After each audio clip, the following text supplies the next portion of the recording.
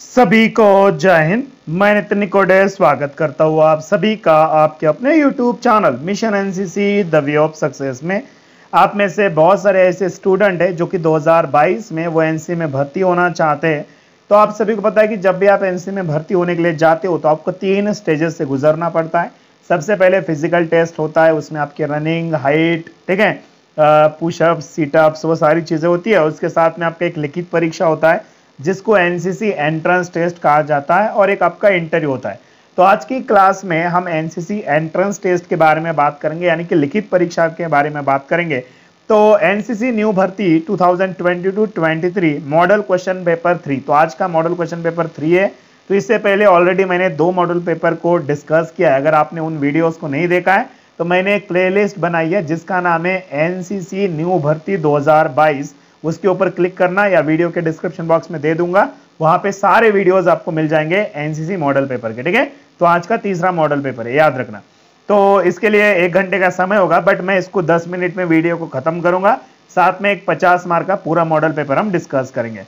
तो पहला क्वेश्चन है आपके सामने, वो है कि भारतीय विदेश व्यापार संस्थान कहां पर स्थित है। तो इसका सही जवाब होगा नई Delhi is the right answer. याद रखना, भारतीय विदेश व्यापार संस्थान नई दिल्ली में। अगर आप सभी इन क्वेश्चन के आंसर दे पा रहे हो तो आप डेफिनेटली समझ लेना कि आप सभी का जो सिलेक्शन है वो एनसीसी में होगा, अगर आप इन क्वेश्चन के आंसर दे पा रहे होंगे तो, ठीक है। चलो, क्वेश्चन नंबर 2 है कि मसालों का बगीचा किस राज्य को कहा जाता है। बिल्कुल, तो आप में से जिन्होंने भी बोला है द परफेक्ट आंसर इज, क्या होगा, Kerala is the right answer. आपको पता है कि मसालों का बगीचा केरल राज्य को बोला जाता है, ओके। उसी के साथ साथ तीसरा क्वेश्चन की अगर हम बात करेंगे, काफी डिफिकल्ट टाइप का क्वेश्चन है, वो है कि निम्नलिखित में से किसने तीनों गोलमेज सम्मेलनों में भाग लिया था। भैया, गोलमेज परिषद या गोलमेज सम्मेलनों में किसने भाग लिया था, तीनों भी गोलमेज सम्मेलनों में।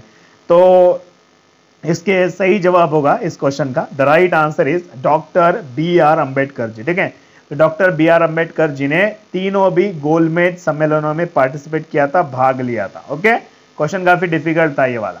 क्वेश्चन नंबर 4 है कि जलियांवाला बाग हत्याकांड के समय में भारत के वॉइसरॉय कौन थे। तो कुछ ऑप्शन है, Lord Mountbatten, Lord Chelmsford, Lord Canning या लॉर्ड डलहौजी। तो इसका सही जवाब क्या होगा। बिल्कुल, तो आप में से जिन्होंने भी लॉर्ड चेम्सफोर्ड बोला है, सही है। तो जलियांवाला बाग हत्याकांड आपको पता है कि 13 अप्रैल 1999 को जलियांवाला बाग हत्याकांड हुआ था।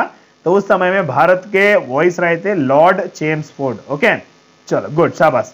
क्वेश्चन नंबर 3 है कि भारत का मैनचेस्टर कौन से शहर को बोला जाता है। बिल्कुल बेसिक क्वेश्चन है, वैसे क्वेश्चन तो काफी डिफिकल्ट है। मैनचेस्टर यानी कि जहां पर सबसे ज्यादा कपड़े का उत्पादन होता है। तो भैया, भारत में सबसे ज्यादा कपड़े का उत्पादन जो है वो कहां पर होता है, अहमदाबाद में होता है, गुजरात में होता है, ठीक है। तो अहमदाबाद शहर को भारत का मैनचेस्टर कहा जाता है, ओके। याद रखना, Ahmedabad is the right answer. भैया, भांगड़ा कहाँ का प्रसिद्ध लोक नृत्य है। बहुत बेसिक टाइप का क्वेश्चन है ये वाला, ठीक है। तो भांगड़ा आपको पता है कि नृत्य होता है भैया। तो भांगड़ा जो है खास करके पंजाब में बहुत ज्यादा चलता है, यानी कि पंजाब राज्य का ये प्रसिद्ध लोक नृत्य माना जाता है, पंजाब, ठीक है। भांगड़ा पंजाब में, याद रखना, भांगड़ा भांगड़ा, ठीक है। क्वेश्चन नंबर 7 है कि लोक चित्रकला की जो मधुबनी शैली है वो किस राज्य में प्रचलित है। लोक चित्रकला की मधुबनी शैली जो है वो बिहार में है, ठीक है। बिहार होगा इसका सही जवाब, बिहार के मधुबनी जिले में, ठीक है।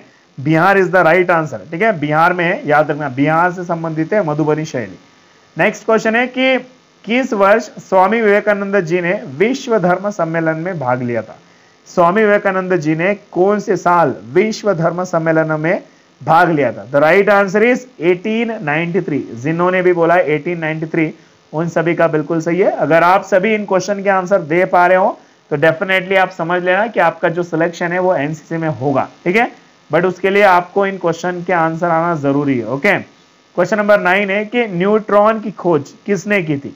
न्यूट्रॉन की खोज किसने की थी। बिल्कुल सही है, आप में से जिन्होंने भी आंसर दिया, और सभी कैडेट्स इन स्टूडेंट, ठीक है। कैडेट्स तो आप तब कहलाओगे जब आप एनसीसी में भर्ती होंगे, बट सभी स्टूडेंट को इन सभी के आंसर देना है। कहां पर, तो चार्ट बॉक्स में आंसर दिया करो या तो कमेंट बॉक्स में आंसर दिया करो, बट आंसर तो सभी को देना है। तो इसका सही जवाब क्या होगा, न्यूट्रॉन की खोज किसने की थी। तो जेम्स चेडविक, यानी कि option A is the right answer, James Chadwick is the right answer. Question number 10 है, अल्फ्रेड नोबेल जी ने किसका आविष्कार किया था? भैया आपको पता है कि अल्फ्रेड नोबेल जी, इनके याद में मतलब इनके याद में नोबेल पुरस्कार दिया जाता है, जो कि विश्व का सबसे बड़ा पुरस्कार है। 1901 में इसकी स्थापना की गई थी नोबेल पुरस्कार की, नोबेल अवार्ड की।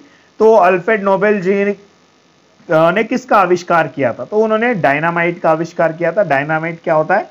तो डायनामाइट एक विस्फोटक होता है, ठीक है, याद रखना, ब्लास्टिंग के समय में काम आता है। विस्फोट करने के लिए डायनामाइट का यूज किया जाता है, ठीक है, बिल्कुल। अल्फ्रेड नोबेल जी ने डायनामाइट का आविष्कार किया था।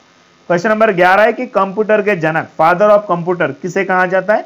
बिल्कुल सही है। तो आप में से जिन्होंने भी आंसर दिया, ऑलमोस्ट सभी बच्चों को यह पता है, Charles Babbage is the right answer. Father of computer, computer के जनक चार्ल्स बैबेज जी को बोला जाता है।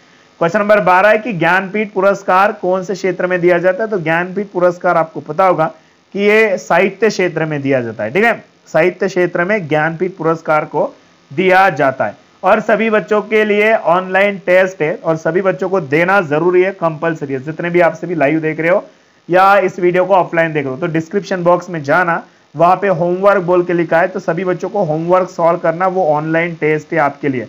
तो देखते हैं कि आपको कितने क्वेश्चन के आंसर आते हैं। तो होमवर्क आपको सभी को सॉल्व करना है, ठीक है, डिस्क्रिप्शन बॉक्स में लिंक है।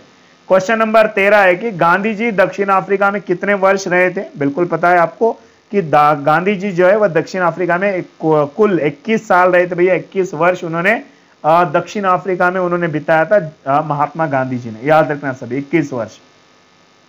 क्वेश्चन नंबर 14 थोड़ा डिफिकल्ट टाइप का क्वेश्चन है। रामचरितमानस के लेखक है तुलसीदास। आपको पता होगा कि रामचरितमानस के जो लेखक कौन है? तुलसीदास है। बट तुलसीदास जी किसके समकालीन थे? तो राइट आंसर होगा अकबर, ठीक है, अकबर के समकालीन थे तुलसीदास जी, ठीक है। तो Akbar is the right answer. First number का option A is the right answer.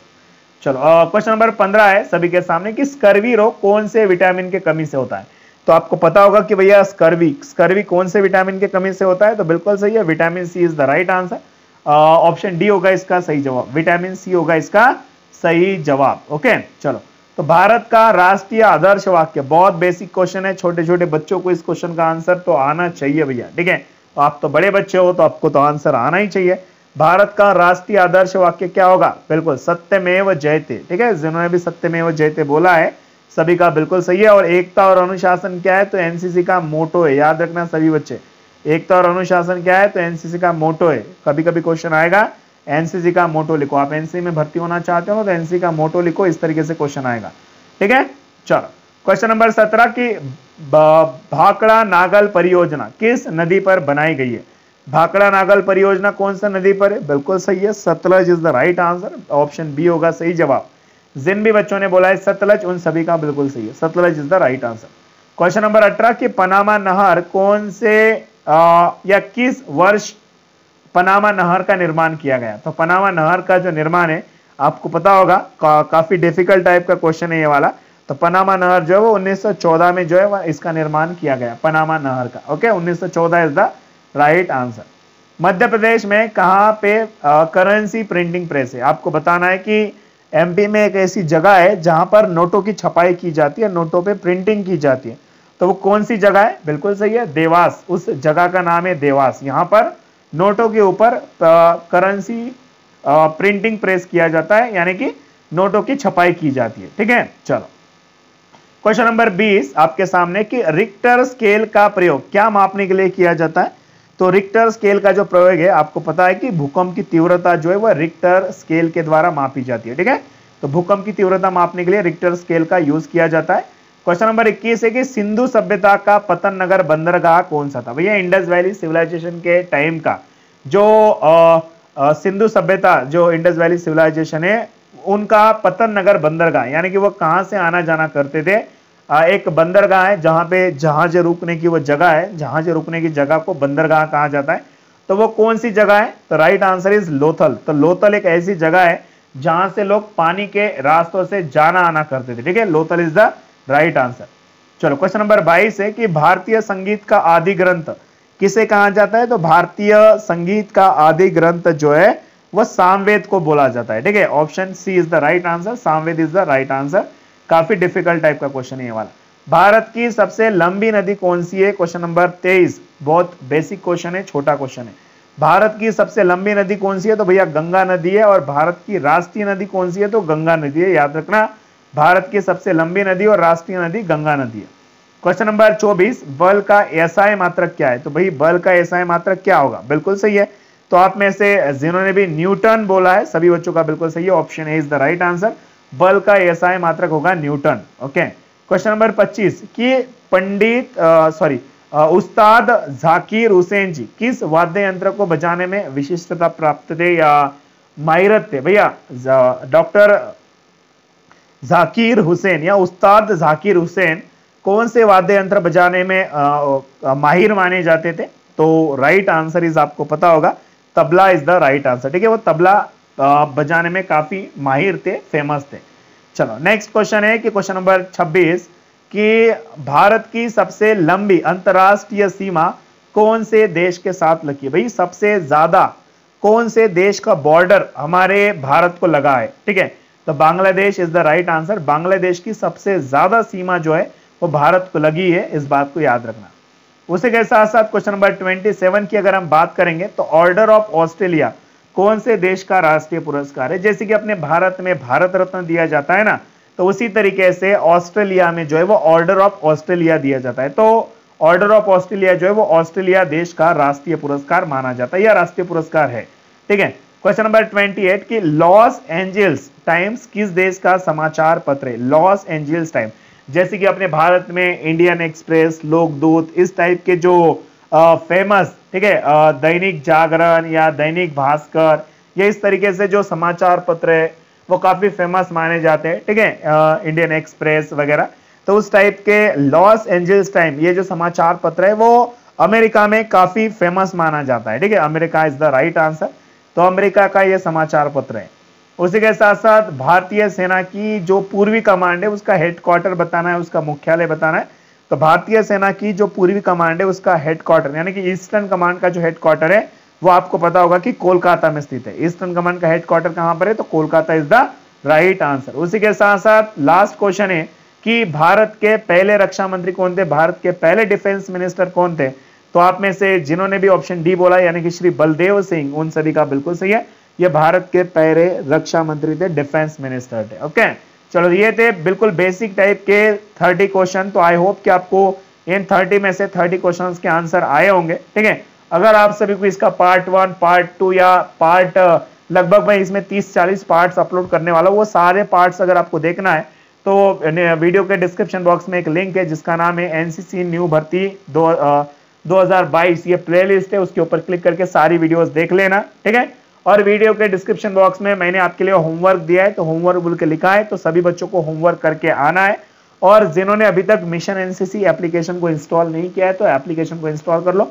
Google play store पे ये एप्लीकेशन आपको मिल जाएगा, केवल 2 MB का एप्लीकेशन है, और एप्लीकेशन को इंस्टॉल करके अपनी पढ़ाई शुरू कर दो। ठीक है, तो गूगल प्ले स्टोर पे जाना है, सर्च करना है मिशन एनसीसी और एप्लीकेशन को इंस्टॉल करना है। अगर आपको आज का वीडियो अच्छा लगा हो तो लाइक जरूर कर देना, सभी चैनल पे नए हो तो चैनल को सब्सक्राइब कर देना। तो बिल्कुल मिलते हैं अपनी नेक्स्ट वाली वीडियो में, तब तक के लिए टाटा बाय बाय, सायनरा, अलविदा। आपका कीमती समय निकाल कर वीडियो देखने के लिए शुक्रिया। मिलता हूं अगली वीडियो में। जय हिंद, वंदे मातरम।